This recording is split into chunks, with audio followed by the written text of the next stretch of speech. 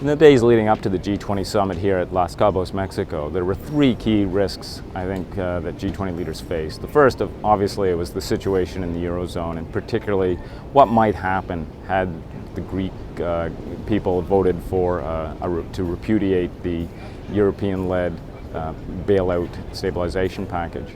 The second, of course, is the growing signs of weakness in China. And then the third is the uncertainty in terms of the U.S. economy. The fact that while the U.S. has been in recovery, that recovery has been slow, it's tepid, and without very strong sustained employment growth. Since leaders arrived, we've had the Greek election results, which have reduced some of the immediate tension, but as we've seen, the relief from that, the tension has been pretty temporary. Spanish bond yields have increased to post-Euro level highs, and we are now again looking at increased concerns about the European banking system.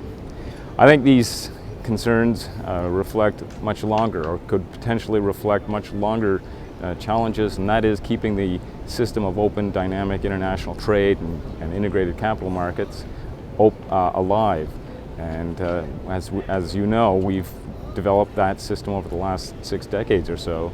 And given the adjustment challenges that many countries in the G20 and elsewhere face, that system is at risk. What I'm talking about here really is a retreat from the system of liberalized trade and integrated capital markets. And I think the risks to that come from a number of sources, including the extraordinary responses to the crisis that were adopted in the fall of 2008 and 2009. We are in, I think, the period of great uncertainty on the global economy front, and I hope that the G20 and the leaders of the G20 are able to mobilize the political will that's needed to address those short-term risks in the economy to avoid the threat of the loss of an open, dynamic trade system.